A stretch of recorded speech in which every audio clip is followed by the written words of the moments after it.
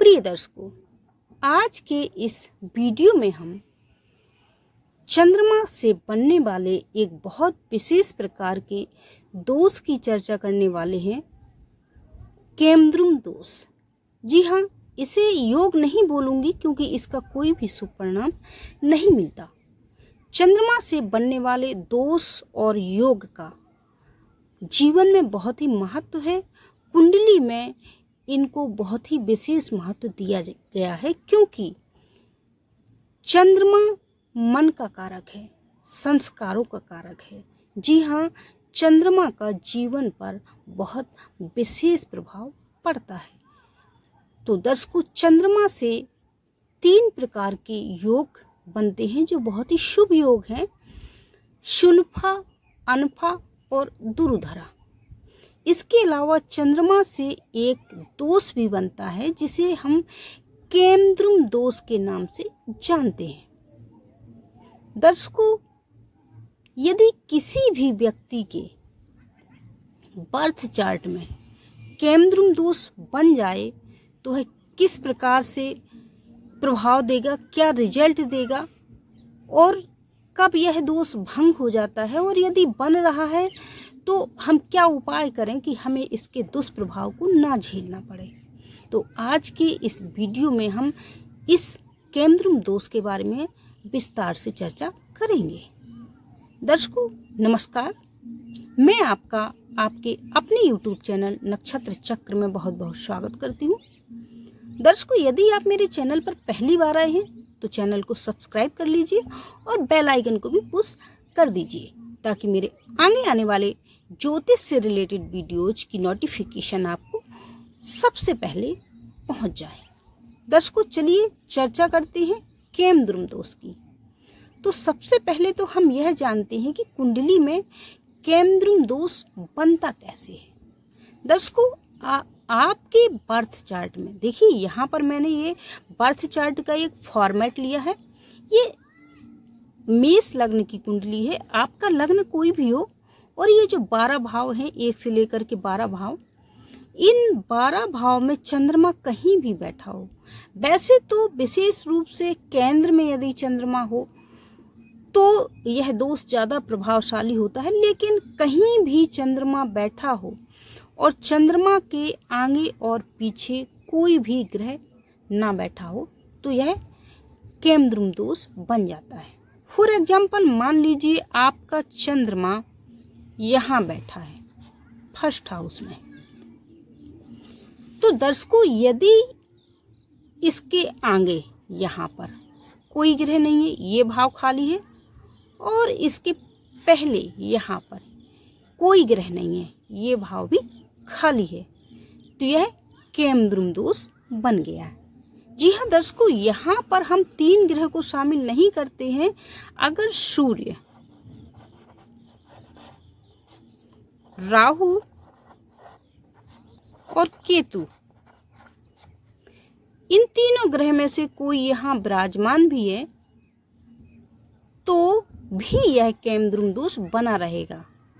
जी हाँ, सूर्य बैठा हो या राहु बैठा हो या केतु बैठा हो तो यह केमद्रुम दोष भंग नहीं होगा, तब भी यह बनेगा। इसके अलावा बाकी कोई भी ग्रह बैठा हो आगे पीछे तो केमद्रुम दोष नहीं बनता है।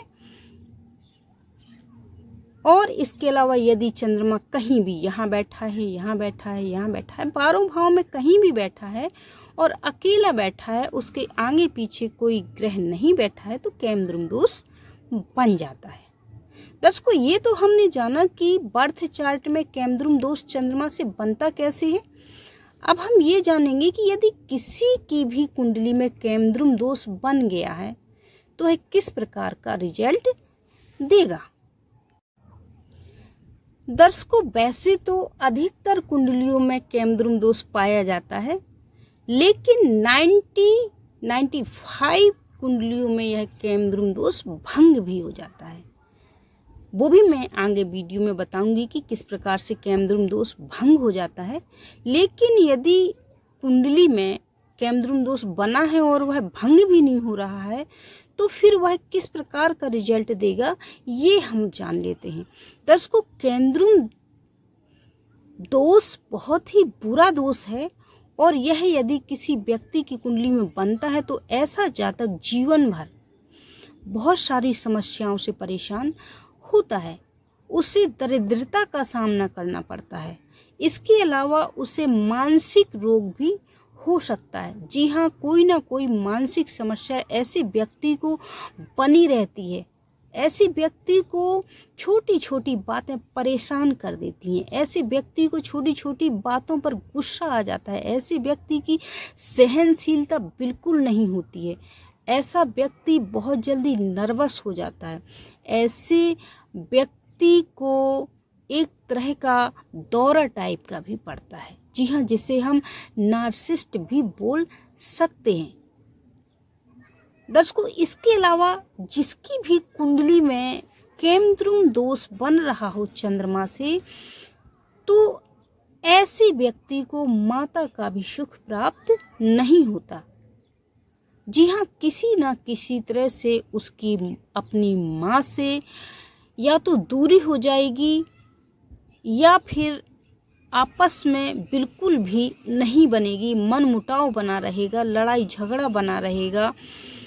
और इसके अलावा जिसकी भी कुंडली में केंद्रुम दोष बनता है, ऐसा व्यक्ति एपिलेप्सी की प्रॉब्लम से भी ग्रसित हो जाता है। अगर किसी स्त्री जातिका की कुंडली में चंद्रमा से बनने वाला ये केमद्रुम दोष बनता है तो ऐसी जातिका, जी हाँ, ऐसी बालिका का जीवन बहुत ही कष्टमय हो जाता है। विवाह के पहले उसे अपने घर में भी अनेक तरह की प्रॉब्लम रहती हैं, गरीबी का सामना करना पड़ता है और भी अन्य समस्याओं का सामना करना पड़ता है। और शादी के बाद भी उसे बहुत ज़्यादा समस्याओं का सामना करना पड़ता है। यूँ कह सकते हैं कि ऐसी महिला, ऐसी बालिका, ऐसी जाति का ना तो ससुराल की रहती है और ना मायके की रहती है। जी हाँ, उसको बहुत मानसिक पीड़ाएं, आर्थिक पीड़ाएं और भी अन्य समस्याएं जीवन में परेशान करती रहती हैं।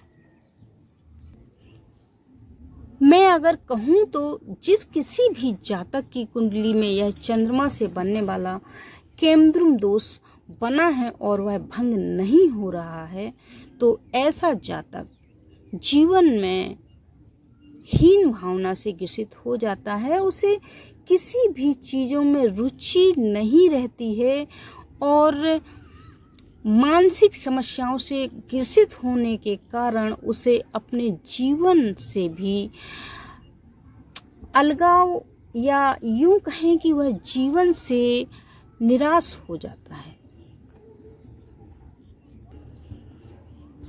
ऐसा व्यक्ति जीवन में सफलता भी हासिल नहीं कर पाता है, क्योंकि उसकी जो मानसिक शक्ति होती है वह इतनी कमज़ोर होती है कि वह अपने ऊपर भी भरोसा नहीं कर पाता कि मैं यह कर पाऊंगा या नहीं कर पाऊंगा। तो दर्शकों, ये तो थे केमद्रुम दोष यदि किसी भी व्यक्ति की कुंडली में बन रहा है तो किस प्रकार का प्रभाव देता है। अब चलिए हम चर्चा करते हैं कि केमद्रुम दोष कब भंग होता है।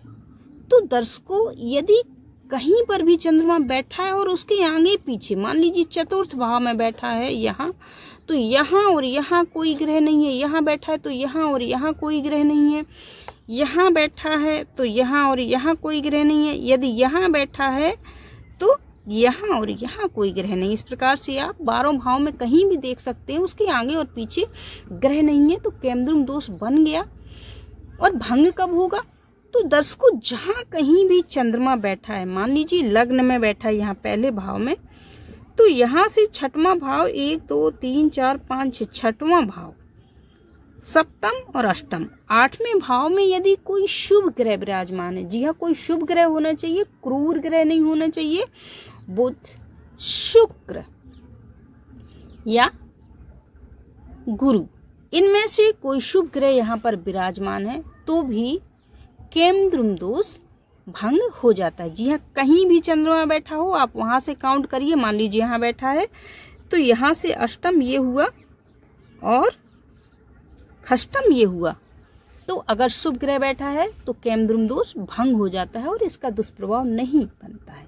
इसके अलावा यदि केंद्र में शुभ ग्रह विराजमान है तो भी केमद्रुम दोष भंग हो जाता है। जितने अधिक से अधिक शुभ ग्रह केंद्र में बैठे होंगे केमद्रुम दोष भंग हो जाएगा। और इसके अलावा यदि बृहस्पति देव केंद्र में विराजमान है और स्ट्रांग होकर के, जी हाँ, अच्छी स्थिति में बैठे हुए हैं तो भी केमद्रुम दोष भंग हो जाता है। इसके अलावा दर्शकों, यदि चंद्रमा पर कहीं से भी शुभ ग्रह की दृष्टि पड़ जाए जैसे गुरु, बुध या शुक्र की, तो भी केमद्रुम दोष उतना असरकारक नहीं होता है।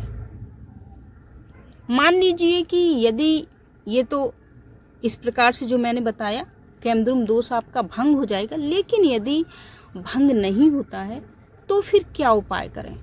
जो व्यक्ति परेशान है, चंद्रमा के जो भी दोष हैं वो सारे उस पर असर करने लगते हैं, जी हाँ, नेगेटिव दोष, तो क्या करें। आपको सबसे पहले तो चांदी को धारण करना है। जी हाँ, जिसके भी कुंडली में केमद्रुम दोष बन रहा है उसको चांदी अवश्य धारण करना चाहिए। चांदी के गिलास में पानी पीना चाहिए। इसके अलावा सोमवार के दिन सफ़ेद वस्तुओं को, जैसे दूध हुआ, चीनी हुआ, चावल हुआ, ऐसी सफ़ेद चीज़ों को किसी गरीब ब्राह्मण को या शिव मंदिर में जाकर के दान करना चाहिए। और सफ़ेद चंदन के इत्र को या सफ़ेद चंदन से शिव जी का तिलक करना चाहिए। अगर आप रोज कर सकते हैं तो अच्छी बात है, नहीं तो हर सोमवार को जाकर के सफ़ेद चंदन को शिव जी को चढ़ाइए। और इसके अलावा इत्र, जी हाँ, सफ़ेद चंदन का इत्र पानी में डाल करके उससे स्नान कीजिए और सफ़ेद चंदन का मस्तिष्क पर तिलक भी कीजिए। और यदि आप माँ समान प्रत्येक स्त्री के पैर छू सकते हैं तो पैर छूइए, सम्मान करिए। और माँ के तो प्रतिदिन पैर छूना आपके लिए केमद्रुम दोष के प्रभाव को नष्ट कर देता है। अगर आप ये उपाय करते हैं तो आपका केमद्रुम दोष भंग हो जाता है। इसके अलावा ऐसे व्यक्ति को शिव आराधना करते रहना चाहिए। और जो चंद्रमा का एक बहुत ही प्रभावशाली मंत्र है, यदि उसका 108 बार जाप करते हैं तो भी केमद्रुम दोष पूरी तरह से भंग हो जाता है। मंत्र है ओम श्रांग श्रीं श्रौं सह चंद्रमसे नमः। जी हाँ, यह चंद्रमा का मंत्र है और इसे आप 108 बार प्रतिदिन जाप कर सकते हैं तो चंद्रमा आपका पॉजिटिव हो जाएगा और केमद्रुम दोष का दुष्प्रभाव कम हो जाएगा। इसके अलावा यदि किसी भी व्यक्ति का जिसकी कुंडली में केमद्रुम दोष बन रहा है और उसका जन्म शुक्ल पक्ष में रात्रि को हुआ है और कृष्ण पक्ष में दिन में हुआ है, तो ऐसे में चंद्रमा स्ट्रांग हो जाता है और रक्षक बन जाता है। तो भी यदि कुंडली में केमद्रुम दोष बना हुआ है तो भी यह भंग हुआ माना जाता है और इसका दुष्प्रभाव नहीं पड़ता है। तो दर्शकों, आज हमने इस वीडियो में जाना कि चंद्रमा से बनने वाले केमद्रुम दोष के जो दुष्परिणाम हैं वो किस प्रकार से मिलते हैं और कैसे यह दोष बनता है और कब यह भंग हो जाता है, और यदि बन रहा है तो इसके क्या उपाय करें ताकि इसका हमें कुप्रभाव न झेलना पड़े।